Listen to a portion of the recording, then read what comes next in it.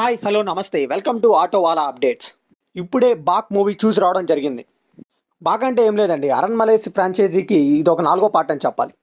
ప్రీవియస్గా తీసిన 3 parts hit అవడంతో ఈ మూవీ అయితే మన ముందుకు వచ్చింది. ఈ మూవీ బేసిక్ స్టోరీలో ఏంటంటే శివ అతను ఒక లాయర్, వాళ్ళ సిస్టర్ శివాని చనిపోవడంతో వాళ్ళ ఇంటికి వెళ్తాడు. సో అక్కడికి వెళ్ళాక శివానిది మర్డర్ అని తెలుస్తుంది. సో ఈ మర్డర్ చేసింది ఎవరు, ఈ బాక్ అనే దెయ్యానికి శివానికి సంబంధం ఏంటి, అసలు ఈ బాక్ అనేది ఎక్కడ పుట్టింది, దాని ఫ్లాష్ బ్యాక్ ఏంటి అని తెలుసుకోవడం ఈ మూవీ అంతా. ఇంకా ఈ మూవీలో పాజిటివ్ విషయానికి వస్తే screenplay and direction by Sundar Siri అయితే చాలా ఇంట్రెస్టింగ్గా తీసుకువెళ్ళారు. స్టోరీ చాలా రొటీన్గా ఉన్నా కానీ స్క్రీన్ ప్లే వల్ల చాలా ఎంగేజింగ్గా వెళ్ళిపోతుంది మూవీ అంతా. ఇంకా ఈ మూవీలో కొన్ని హారర్ ఎలిమెంట్స్ కానీ, కామెడీ ట్రాక్ కానీ, కొంత ఎమోషనల్ స్టోరీ కానీ, కమర్షియల్ మూవీలో ఉండాల్సిన అన్ని ఎలిమెంట్స్ ఈ మూవీలో పుష్కలంగా ఉన్నాయి. ఇంకా బాక్ అనేది అయ్యానికి ఉన్న బ్లాక్ స్టోరీ కానీ అదంతా కానీ ప్రెజెంటేషన్ చాలా కొత్తగా అనిపించింది. అండ్ సెటప్కి ఎక్కువ టైం తీసుకోకుండా బాక్ అనే దెయ్యాన్ని ఇంట్రడ్యూస్ చేసి ఇంటర్వెల్ని మంచి హైతో ఎండ్ చేశారు. ఇంకా ప్రీ క్లైమాక్స్ టు క్లైమాక్స్ అయితే గూస్ బంప్స్ నెక్స్ట్ లెవెల్లో ఉంటుంది మూవీ. బీజిఎం అయితే చాలా ఇంప్రెసివ్గా అనిపించింది.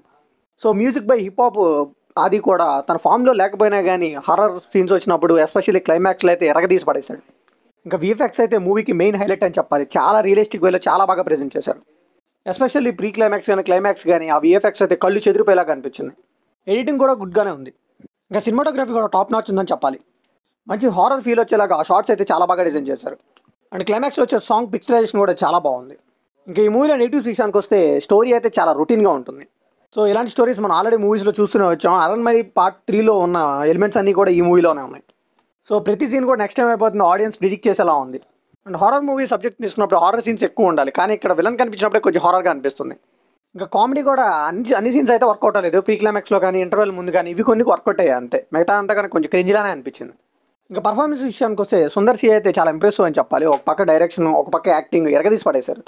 ఇంకా తమన్నా బైటియా గారు అయితే కెరియర్ బెస్ట్ పర్ఫార్మెన్స్ అని చెప్పాలి. మెయిన్గా సెకండ్ హాఫ్లో వచ్చే ఎమోషనల్ సీన్స్లో అయితే ఎరగదీసేశారని చెప్పాలి. ఇంకా రాశి ఖన్నా గారు కూడా ఆవిడకున్న లిమిటెడ్ స్క్రీన్ టైంలో చాలా బాగా ఎంజాయ్ చేశారు. సో ఫైనల్గా ఈ మూవీకి మన ఇచ్చే వర్డిక్ట్ ఏంటంటే it okay first half, good second హాఫ్తో ఈ మూవీ అయితే ఓవరాల్గా ఒక హారర్ ఎంటర్టైన్మెంట్ ఫిల్మ్ అని చెప్పాలి. ఇది నా ఒపీనియన్ మాత్రమే. ఈ మూవీ మీరు వీకెండ్కి ట్రై చేసి ఈ మూవీ ఎలా ఉందో కామెంట్లో షేర్ చేయండి. వెళ్ళే ముందు సబ్స్క్రైబ్ చేసుకోండి.